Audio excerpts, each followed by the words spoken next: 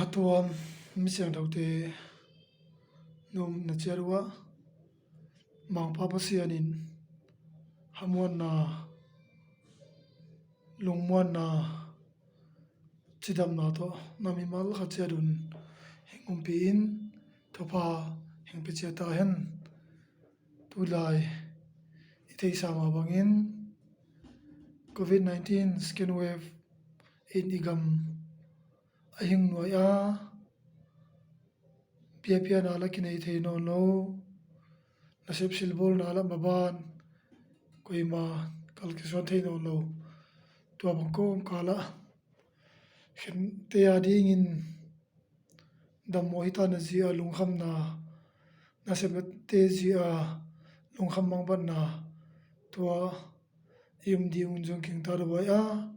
tua bangkom kala tuni hatom mi siang thote note adinga thom na to ana pangjing ka hi note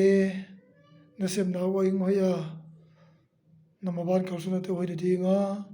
hina thum pi sing ka hi chi jong hatom mi siang thote ana thei ding in pasal min ka hi nge na hi lai siang thawin mathai bang som ni ligian na tang som ni nan bang china ge nei leitung top dong in nakungwa kum ding hi chi imang pa jesun aing gen a tami covid zia in lungkham na buai na tuam tom ten heng tuam khum in zialveya mitui luan na ai lo la khente dam moita na te zia in hospital a lungtunga na le zong mangpa namin amangil si a nang aing mangil si a mangpa heng thei jinga hi chi jong hatam mi siang thoten ithei tha dingun pasal min ka hi nge na hi tuni nauti aring bol thei bang ma nei sin an lek zong ka hi thei na za ka pan thei na za to ni tha tang ki khom na naute na se me ban teu hoi de wadang sip to jil na ding ula chidam lutam lungmon hamon na namun na thei ding wa thom na to naute hingdel jing ka hi chi jong hatom mi te na thei ding in avel vel ka hi nge na hi tuala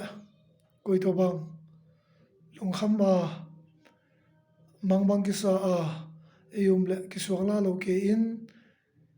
hingkolin tua chi in mangpa to pangkhomin na hasa na teu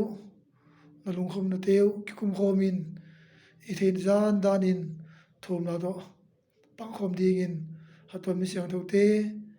hingkol ding ki suang la siun len zum nan la siun len na boidan jilwa pasien kunga tur khomin pan la khom pi ding in na bonun na mi ma khacherun pasien min ka hi nge nei tunita angpan chidam ludam na hing picheren len jingkhua fa chidam ludama muthei ja ding in mangpan hatom mi siang thote zo sia na un piun to phang pia in hingol zo cha ta hen